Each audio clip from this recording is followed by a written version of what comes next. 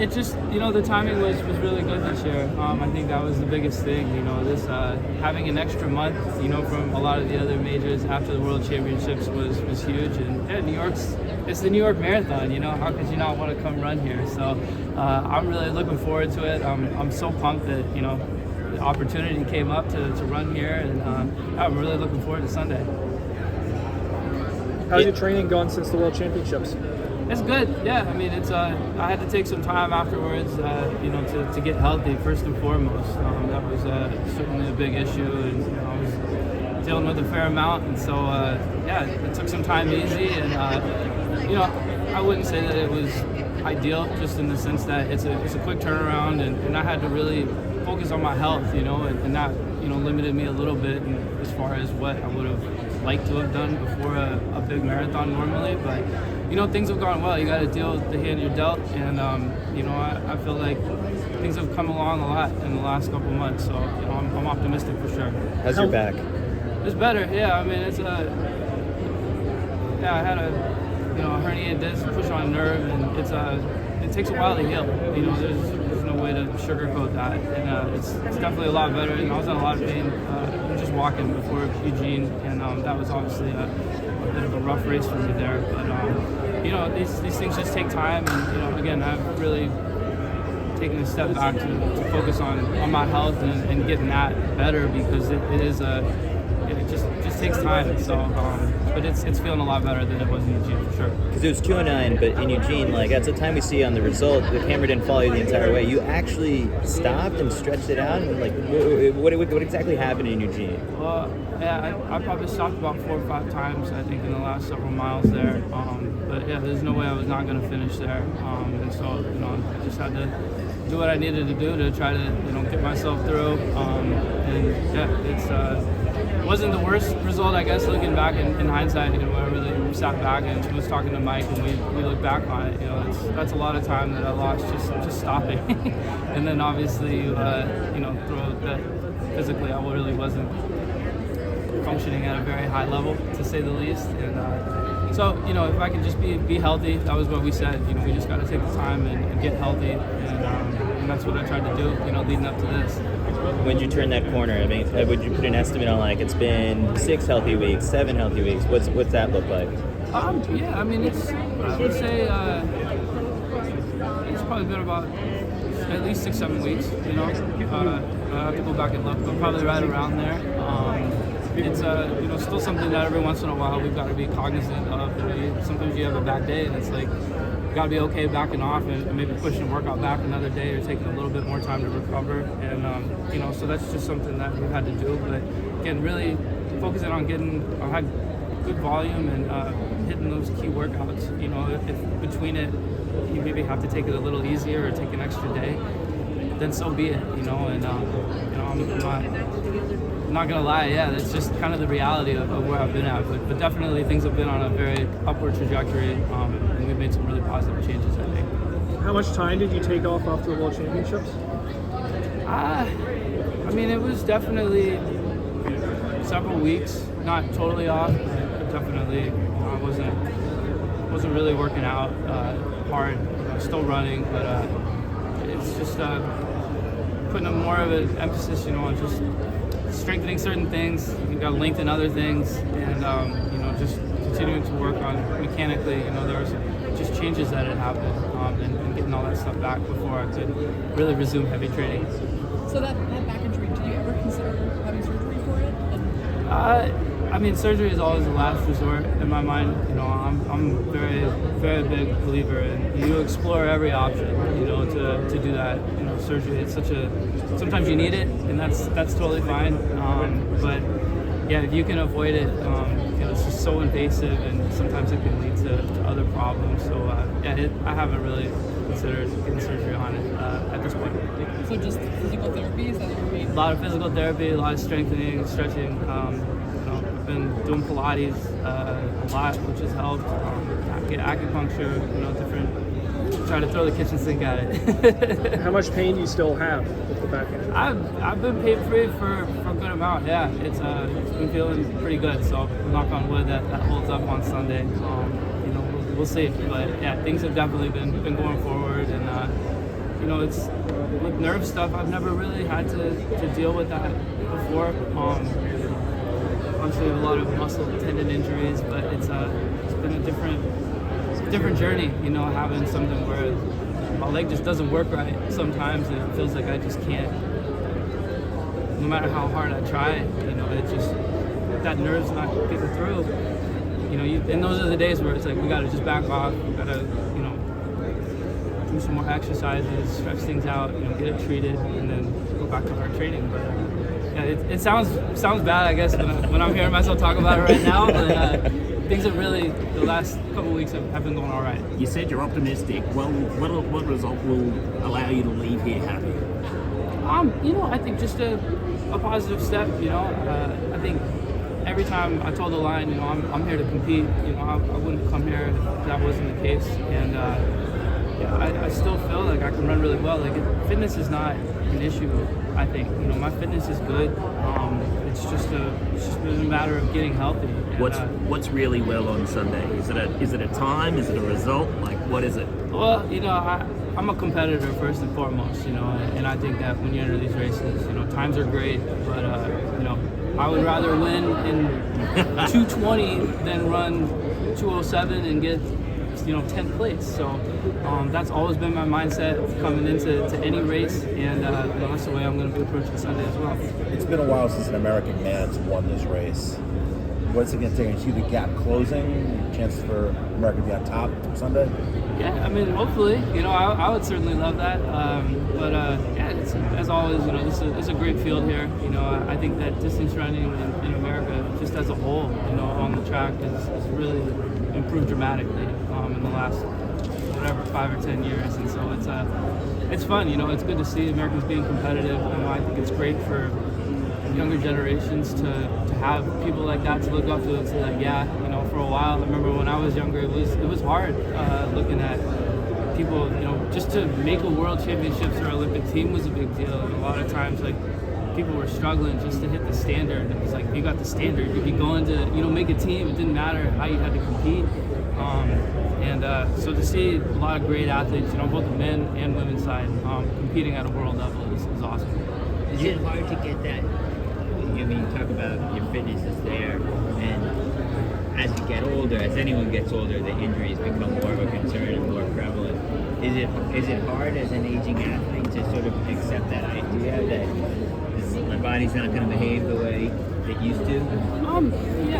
It's just a different mindset. I think obviously I think everybody could probably relate to this. You recover a lot better from things when you're 25 as opposed to when you're 35, and I'm sure the same is true at 45 and 55 and all the way down the road. So I think that just being, for me personally, being more okay with taking an extra day here or there. I was always the type of athlete that wanted to do as much as I can in training, and that's still my mindset. But you have to be aware of, maybe I can't do the same amount of high intense workouts as frequently as I did 10, 15 years ago, and it's just reality. You got to be okay with maybe taking an extra day and listening to your body, and that doesn't mean that in a lot of ways getting older too has a lot of benefits.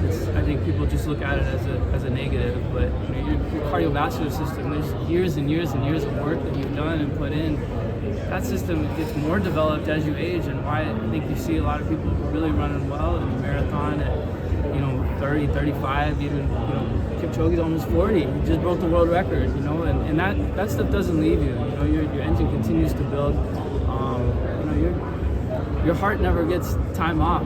It's not like a muscle injury where if you don't use it or you're in a cast, it'll atrophy. Like, your heart's always working, it's always beating, and that continues to develop. So, again, you just have to be cognizant, I think, of the quality and the rest periods between things. But yeah, you can still run at an incredibly high level, I think, as you get older, for sure.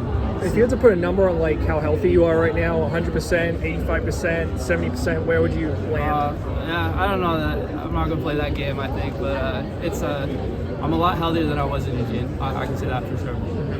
Since moving to the marathon in 2016, you've sat atop like the U.S. marathoning scene. Do you feel like the gap is closing on you? You got Connor Mantz running in Chicago. Like, how much are you watching your back now, I guess, in the lead up to, I mean, less than 2 years away from the next trials? I mean, I'm still focused on, myself. At the end of the day, it's all I can control is what I do. My preparation, my training, my health, and that's always been my mindset. It's like being the best athlete I can be, 24/7. Every day of the year, just trying to get better, and that approach is never going to change for me while I'm competing. But it is exciting. It's awesome to see. I was in Chicago, and I was able to watch that race, and it's really fun to see that there's a new crop of marathoners coming up, and I think that Connor definitely is someone that has a really bright future, and it's going to be fun to see how he progresses in the years to come. The more marathons he does. Your old coach Alberto has a connection with this race. He won it 3 times. I'm wondering, when you were with him, did you ever talk about coming here, winning this race one day? Never really talked about it. With him, and yeah, I mean, I've seen, I guess maybe video of him crossing the finish line in those pictures, but yeah, we never really talked about his experiences here. What kept you away from here all these years? It just didn't work out. I think that again, I ran in Chicago and I have a real close connection with the city there, given that my dad's from there. But certainly New York has always been something that I've wanted to do, and it's just awesome that the opportunities come up and that everything worked out this year to come here. So I'm pumped. I've done the half here a couple times, but never the full marathon. So it'll be good. Everybody I've talked to just has the most amazing things to say about the race here and the atmosphere, and I just can't wait to be a part of that experience on Sunday. Training-wise, what's different prepping for New York than Chicago? Obviously a much hillier course with the bridges and all that stuff. So what did you have to do differently? I mean, certainly, like in Chicago, it's very flat there, so you don't have to necessarily work a lot. I still do a lot of hills, even getting ready for a flat course. I think that's just a really good thing to do as a runner.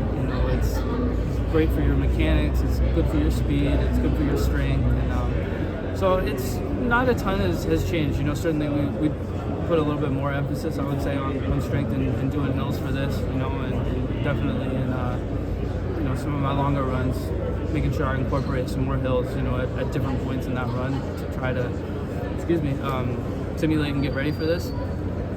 But yeah, I mean, you got to be fit, to run these races, and New York seems like it's a lot like a cross country course. It's very kind of up and down. There's some bigger hills, but they're thrown in here and there, and there's some flat parts too. So definitely, you always want to tailor your training a little bit to the course that you're about to run. How do you size up a field like this where like the first top 9 guys are all from different countries, the PRs, I mean, you got 4 guys under 205. So I mean, is that you just throw all that out the window and just race on race day? How do you approach it?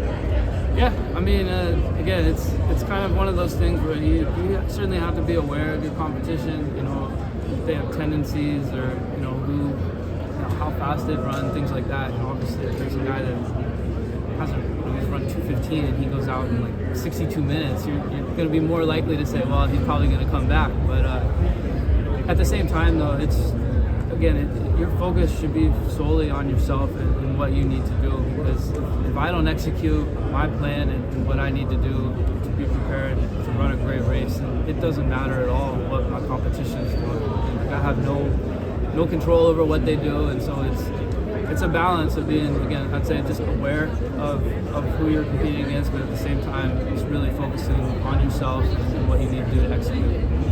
2021, I remember you saying you hadn't run a step with like another person for a long time. This time around in training, I mean, did you change things up, or is it still a total solo effort? No, I've been by myself in Portland now. Wow. Used to it by now, right? Yeah. I mean, I've gone through periods a lot, where I'm running.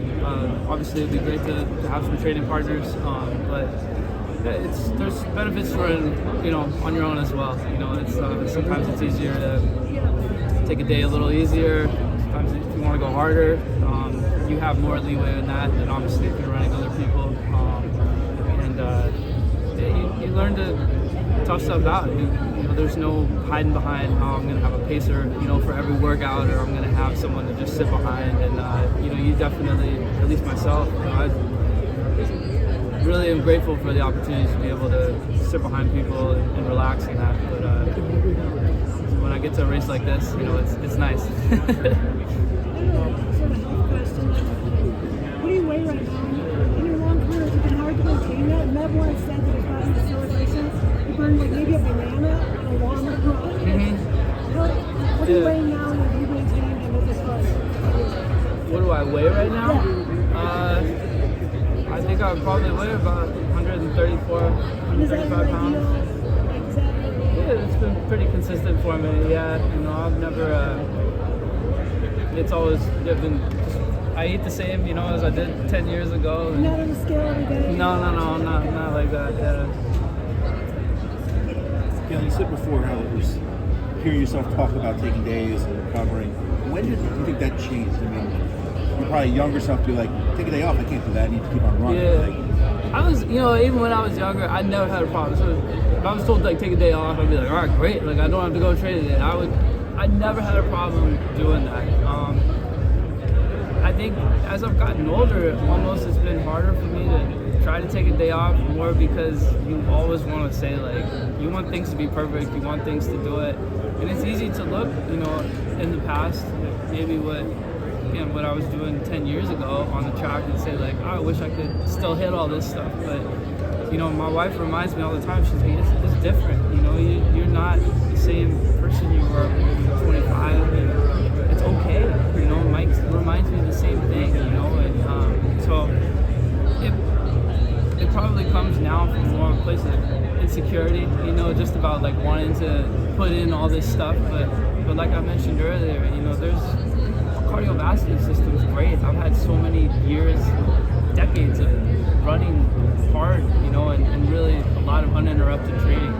And so that's a big positive, and it's just different, it's not better or worse, it's just different. Your old coach Alberto, who's banned by Safe Sport either last year or earlier this year, you knew him better than anyone. He was alleged to have done some kind of monstrous things. I was just wondering, what was your reaction when you found out about that? Were you surprised at all? Yeah, I was certainly surprised. I would say that the person I know, what I heard was totally different than the person that I know and was so close with, since I was 15. So certainly, yeah, I was definitely surprised.